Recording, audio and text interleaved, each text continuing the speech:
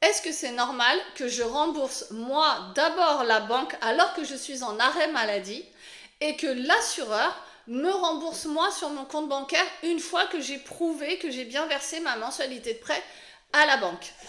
Ça, c'est une demande qu'on m'a fait en message privé. Donc, par contre, je la trouvais vraiment intéressante, la question, pour vous la partager.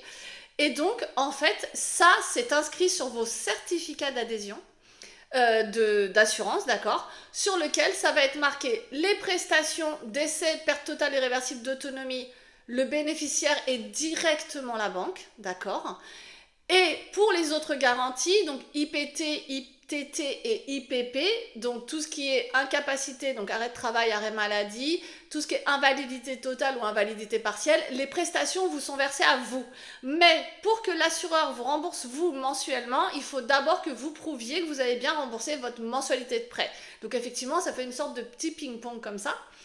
Mais pas tous les contrats. Il y a aussi des certificats sur lesquels on a certaines banques qui obligent l'assureur, et donc l'assuré, à se faire rembourser eux directement. D'accord? Donc ça veut dire que si je suis en arrêt maladie, j'ai dépassé ma franchise, je suis bien indemnisée par mon assureur, eh bien en fait l'assureur ne passera pas par mon compte bancaire, il va rembourser directement la banque et la banque ne m'embêtera pas. Peut-être le premier mois, le temps que voilà ça se passe, mais en tout cas voilà c'est ça. Ça dépend vraiment de ce qui est indiqué dans votre certificat en tant que tel. Donc soit on rembourse la banque, nous, et ensuite nous on se fait rembourser par l'assureur, soit l'assureur passe directement par la banque sans passer par votre compte bancaire. Ça dépend vraiment de ce que vous avez comme certificat, simplement, et les exigences de la banque. Il y a des assurances sur lesquelles on ne peut pas faire ce choix, d'accord? On ne fera pas le choix de savoir, moi je veux d'abord être versé, je verserai plus tard, ou ainsi de suite, etc. Surtout que c'est l'inverse.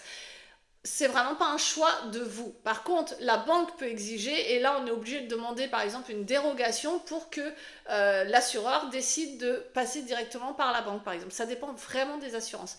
Donc voilà, ça, je trouvais ça effectivement intéressant comme question pour vous tous, pour comprendre effectivement, il y a ceux d'entre vous qui payent la mensualité d'abord, et ensuite je me fais rembourser, et il y en a d'autres qui ne se posent pas la question, parce que tout simplement, votre assurance prend en charge directement au niveau de la banque.